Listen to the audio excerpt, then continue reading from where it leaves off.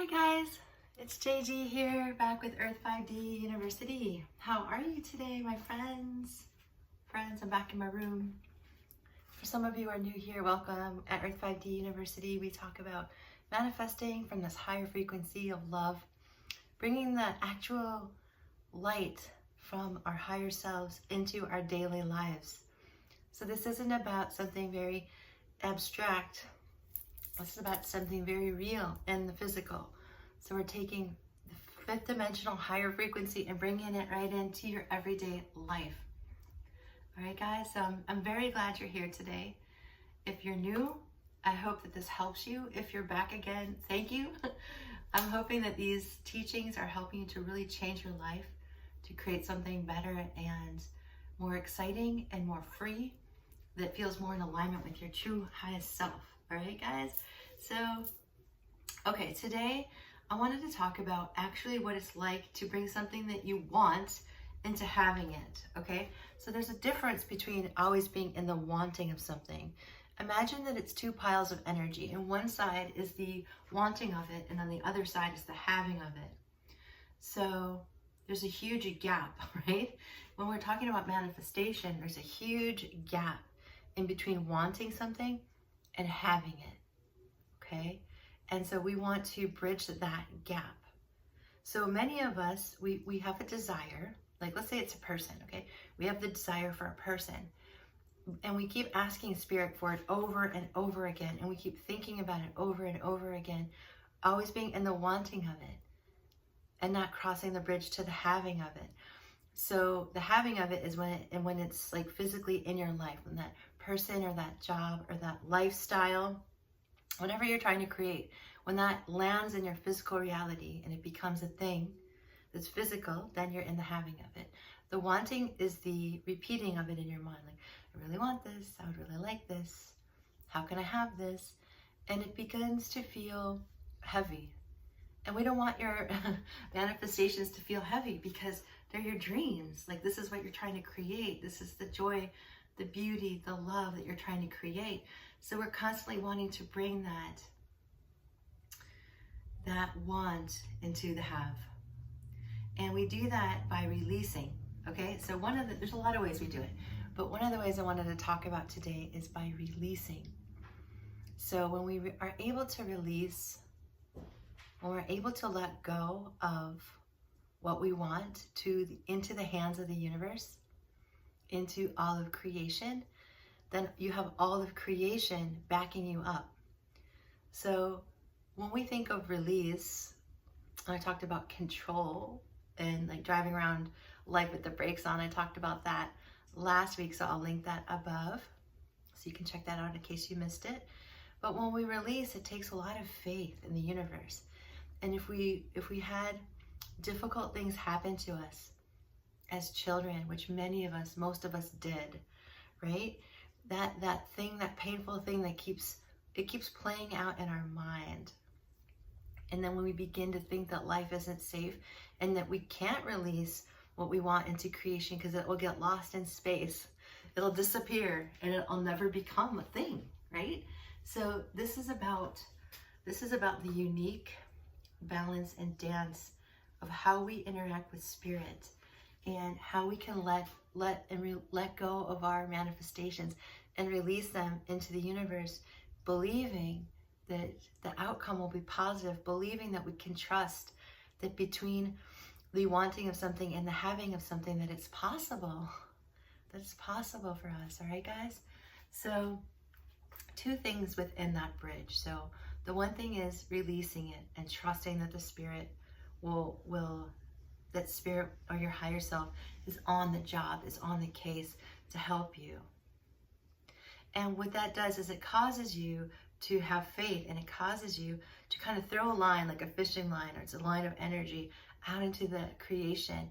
And then your light family or your angel source, however you think about it, grabs that line, and it's a line of communication between you and Spirit. And so that's essential. It's a high level thought. It's a high level frequency and a concept that is the evolution of manifestation, right? It's not just like, oh, throw it into the hands of the universe.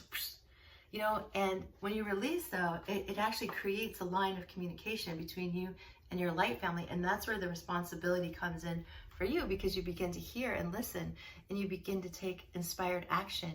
You begin to get an inner orientation that's aligned with what you want to create. Okay. The other thing too is, how about thinking about being of service as well? So being of service is a really high frequency, and we've been pitted against each other like cats and dogs, right? Like pit bulls going to fight each other. A lot of times when we think about it, we think about our fellow brothers and sisters on this earth as competition, as taking what's ours, as political entities fighting one another, and you're right and I'm right and you're wrong, and we're fighting. And it's like the powers that be, let's put it like that, who have dominant control over the mainstream media, etc., to the messages and the airways and the frequencies that you're getting on a daily basis. What are they feeding you? What are they pumping into you, right? It's almost like pit bulls who are getting trained to fight other dogs, right? They're kind of getting beaten down, and they're getting starved, and they're not getting love, and then they just attack each other. So we want to just erase that like it's on the blackboard, like the dry eraser. We're just erasing that, and we want to think more about how we could be of service to each other, because their unity is real and we are all connected. So it doesn't really matter how we got here per se, because we have to wedge ourselves out of it. We have to we have to wedge ourselves out of this crevice of darkness sort of thing and move into light. So if you think about how can I be of service, that really helps. It really just packs that punch to help you to really manifest what you're thinking you like, right? What you're thinking that you want. I believe that everyone can have what they want, right? And that's what I teach people, and that's what we work on in individual spiritual guidance sessions. It's like working on creating what you want. Okay, guys, so there's this releasing to the universe, and that creates this line of communication. And then there's this sort of, how can I be of service? How can I just ask Spirit when you wake up in the morning, how can I be of service today?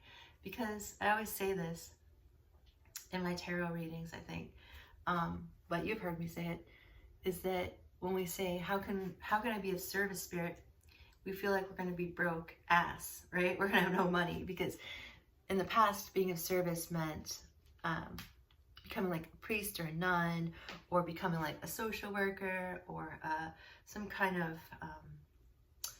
someone who's of service to the community. And you don't get a lot of money, but you get a lot of like physical and joyful, you get a lot of praise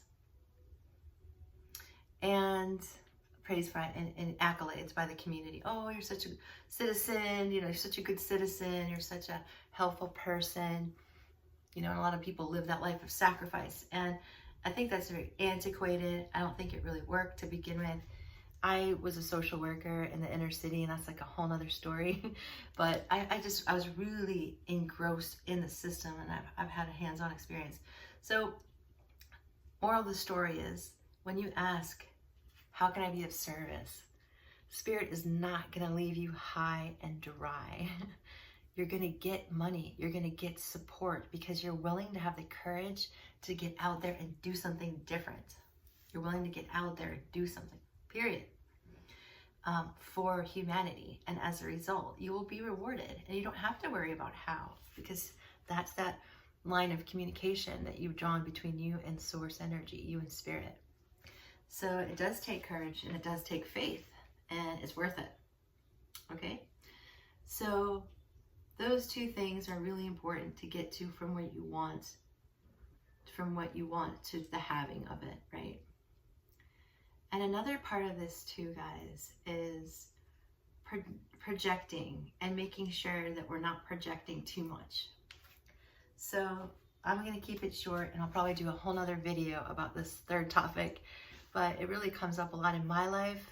It comes up a lot in my clients' lives, okay? But the essence of this third thing is, you are a creator being, okay? You literally have the power to create whatever you'd like. And the biggest disservice to humanity is that someone, something, many things told us along the way that we aren't. You know, you're not a creator being. You can barely get by. You can barely survive, right? It's just this pressure put upon us to kind of like really, really confuse us. And it works, you know. We're in the past, we've been very confused. And so now it's like I say, grab that power back. End of confusion, right? End of confusion. And now we're going to see how we project consciousness onto our reality. So here's me wanting something. Let's say I want a relationship and I'm excited about it, right? And I like this person and the person likes me, and we're like excited about this. So we begin to interact with each other, right? And all of a sudden, the person does something that you like, the person that you like does something that really triggers a reaction in you that's negative, and you're like, what the? And you begin to see like, why is that behavior, why is that bothering me so much? And why am I so triggered? And that's where we really have to realize that we have glasses of reality on our face. Like, we can't see somebody without already having a preformed conception of life. So often we're projecting onto the person our past hurts, the failures, the person that broke up with us, the dad that wasn't emotionally available, the mom that was, verbally abusive, and we're like triggered, right? And so we have to own ourselves and try not to project negativity onto our person. Rather, this person is pretty innocent, right? Pretty much. And we have to at least assume that they're innocent at first, right? And then we have to see our part in this, because it doesn't matter how emotionally available this person is. If you don't know what it's like to be emotionally available yourself, or if you've never been modeled that, there's no amount of you that will understand what they're doing. You just won't recognize it. And so that's why it's so important to own our stuff. So I suggest, if you're getting triggered by a person and you're feeling confused and you're feeling hopeless and you feel sad that you can't communicate with this person well, or you're not meeting each other where you feel like you can, then invite spirit into it again. Invite spirit in to show you, okay. And I always get the image of a clean white sheet on a sunny day hanging out to dry in the sun, and that white sheet's just floating around, right? Just imagine that that is you, and that is your person, and you're innocent, and you've had a lot of things happen to you, but it's like borrowing this energy of this freshness, of this air of kind of okay, there's infinite possibility here.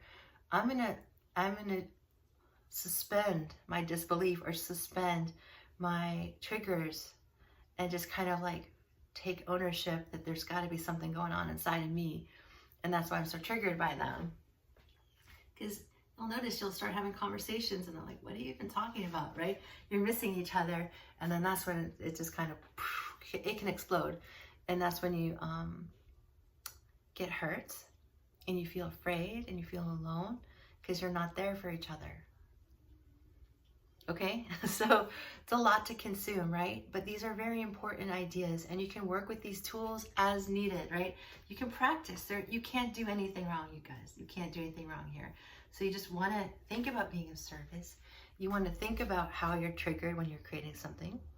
It becomes very clear that there's things in our lives that are easier for us to create than others, right? Sometimes it's easier for us to manifest a job because you believe that would be easier. Or sometimes it's easy for you to believe that, I can manifest this lifestyle because I know that I deserve that and I'm in alignment with that. But then there's those tougher things, right? That you're like, wow, I'm having trouble getting there. And that's when you just want to stop and think about releasing it and letting spirit into these areas where you're feeling triggered, and letting this clean energy in. Okay, guys? And then there's the bridge, right? And remembering that releasing to spirit and connecting to spirit and getting that divine connection straight from your higher self. And once you get that and you release your manifestation, you've entered a whole new world. Really, it's a whole new world. So that is when you are actively bringing new energy in. And that's super exciting because that's why we're here. We're here as powerful creator beings, bringing light into our lives, creating happiness, being of service to humanity, being loved, loving. All right, guys, that's what I have for you today. So much love and light, guys. If you need help, if you need a service, look down below in the description box. They're all listed there. I'm here for you. I'm sending you love and light, whether you book a service or not, whether you feel compelled to or not. I'm sending you love and light, and that matters. And so I ask all of you too here to please think about your brothers and sisters and think about humanity and send love, right? Send love. Okay? All right, guys, if you like it, make sure you like, comment, and subscribe, and I'll see you next time. Bye, guys. Lots of love.